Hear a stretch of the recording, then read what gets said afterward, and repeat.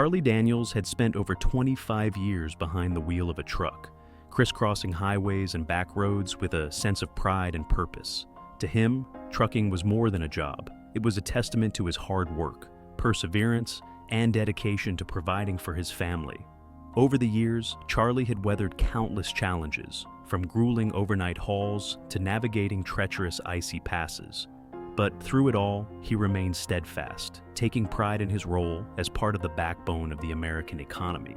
The trucking industry had been his home, a place where camaraderie among drivers was once as dependable as the rumble of a diesel engine. But in recent years, things had started to shift. Corporate policies emphasizing diversity and inclusion, while admirable, seemed to come at the cost of fairness for drivers like Charlie. The tight-knit community he had known for decades now felt fractured, and he often found himself wondering if he still belonged.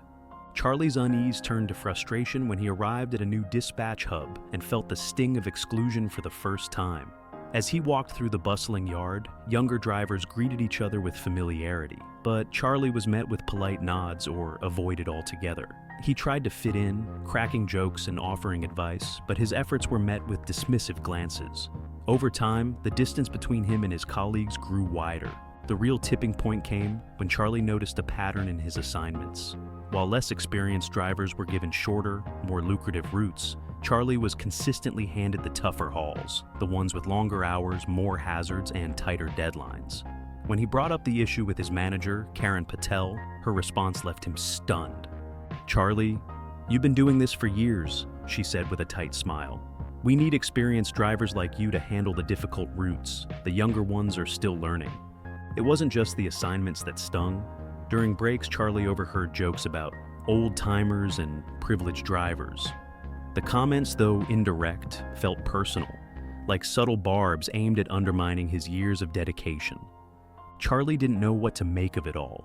He believed in the importance of diversity and progress, but he couldn't shake the feeling that he was being pushed aside. For the first time in his career, he felt like an outsider in an industry he had helped build. And as much as he tried to brush it off, the weight of it all was becoming harder to ignore. Charlie Daniels gripped the steering wheel of his rig, his knuckles pale against the weathered leather. The road stretched endlessly ahead, but his mind was miles away, stuck on the events of the past few months. The job he had loved for over 2 decades had started to feel like a battlefield, one where he no longer knew which side he was supposed to be on. The uneven playing field. At the company's central dispatch hub, the divide between drivers was glaring. Charlie was part of the older guard, experienced, seasoned, and proud of the years he had dedicated to the job. But the younger, more diverse hires were viewed as the company's new direction. Corporate slogans plastered across the walls, reading "Embracing change" and "Diversity is our strength," seemed like a slap in the face to Charlie. He didn't have an issue with inclusion. In fact, he supported it. But he couldn't shake the feeling that fairness had been left behind in the rush to adapt.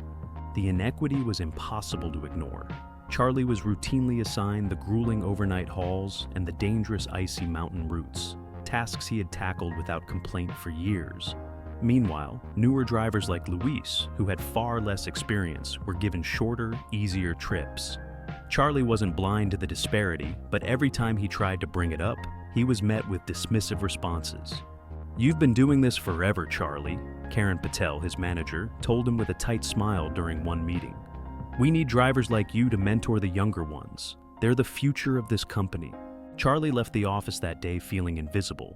He wanted to mentor the new hires, but not at the cost of being overlooked and underappreciated. He had earned his place through years of dedication, and it stung to feel as though that no longer mattered. The insults in the break room.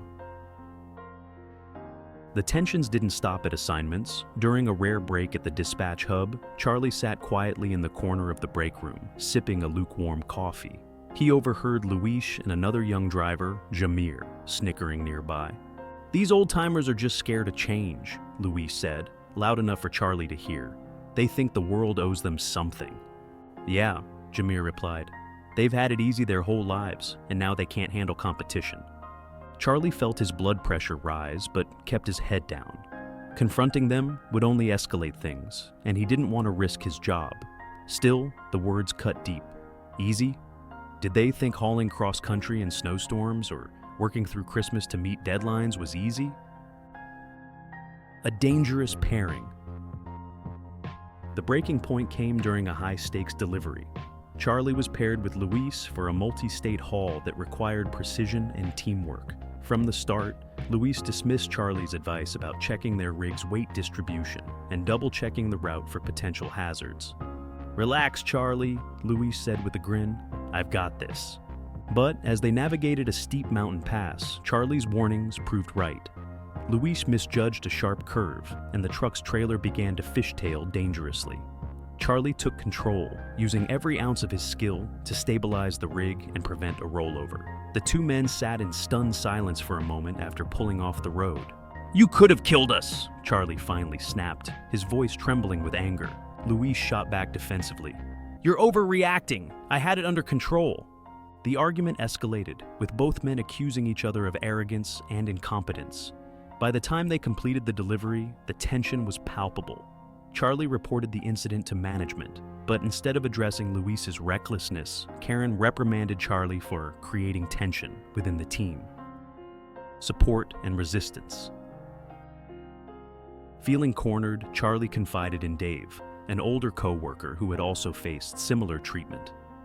"They act like we're relics, like we don't belong anymore," Dave said, shaking his head. "But we built this company, and now they're acting like we're the problem."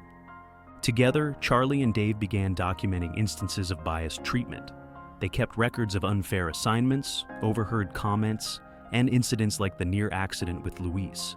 Their notes painted a clear picture of systemic exclusion that couldn't be ignored, but taking action wasn't easy. Some coworkers accused Charlie and Dave of being resistant to change or of misunderstanding the company's goals. Even Charlie's teenage son, Ryan, challenged him at home. "Dad, maybe you just don't see it," Ryan said one evening. "Things are different now. Maybe they're trying to fix stuff that was unfair before." Charlie sighed, struggling to find the words to explain his frustration. "I'm not against change, Ryan. I just want it to be fair for everyone." The catalyst. A company-wide diversity training session provided the tipping point. The facilitator, eager to stress the importance of inclusion, used examples of systemic privilege that inadvertently alienated Charlie and others in his position. When Charlie raised his hand to share his perspective, his comments were met with polite but dismissive smiles. "You need to reflect on your own biases," the facilitator said. "Sometimes privilege is invisible to those who benefit from it." Charlie left the session feeling more isolated than ever. It wasn't that he denied the existence of privilege or inequality. He simply wanted acknowledgement that struggles like his were valid too. Taking a stand. Determined to make a change, Charlie and Dave reached out to a labor rights organization, specializing in workplace equity. With their help, they filed a formal complaint, detailing the patterns of exclusion and bias they had endured. The organization agreed to mediate between Charlie, Dave, and the company's management. During a tense meeting, Charlie presented their case, laying out the evidence with quiet determination. "This isn't about resisting change," he said, his voice steady. "It's about making sure that change doesn't leave people like us behind." Karen Patel, visibly uncomfortable, promised to review the company's policies. The labor rights representative made it clear that transparency and fairness would be non-negotiable going forward. The weeks following the meeting were tense, but Charlie began to see glimmers of change. Management, under pressure from the labor rights organization, initiated a review of their policies. Transparent assignment protocols were introduced, ensuring that routes and tasks were distributed based on experience and qualifications rather than arbitrary factors.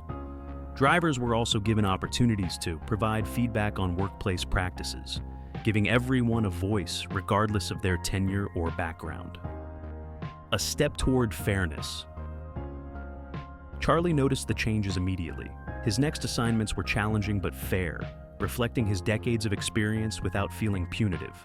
The new system allowed him to mentor younger drivers who genuinely sought his guidance. For the first time in months, Charlie felt valued for what he brought to the company. Luis, the younger driver who had clashed with Charlie, was also affected by the new system. After receiving additional training, Luis approached Charlie one afternoon with a surprising gesture. "Hey, Charlie," Luis said, scratching the back of his head awkwardly. I wanted to apologize for that haul we did together. I didn't respect your experience, and that was wrong. I'm still learning, and I could have handled it better." Charlie, though initially wary, saw the sincerity in Luis's eyes. He extended a hand. "We all make mistakes, kid. It's how we learn from them that matters." Luis shook his hand firmly, and the two began to work together more effectively, bridging the generational divide that had previously fueled their tension. Healing at home. At home, Charlie's relationship with his son, Ryan, also improved. One evening, as they worked on an old motorcycle in the garage, Ryan spoke up. "You know, Dad," Ryan began hesitantly, "I've been thinking about what you said. I didn't realize how tough things have been for you at work. I guess it's easy to forget that everyone has struggles." Charlie smiled, wiping grease from his hands. "I'm proud of you for thinking about it, Ryan. The truth is, life isn't always fair for anyone, but standing up for what's right is something we can all do, no matter who we are." Moving forward. Months later, Charlie sat in his rig, the hum of the highway beneath him. The air felt lighter, the job he had once loved beginning to feel rewarding again. He reflected on how far he had come, from frustration and alienation to respect and cooperation.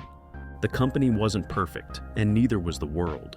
But Charlie had learned that change, no matter how uncomfortable, could be a force for good when guided by fairness and understanding. He wasn't just driving a truck, he was paving the way for a workplace where everyone could belong. And for Charlie, that made all the difference.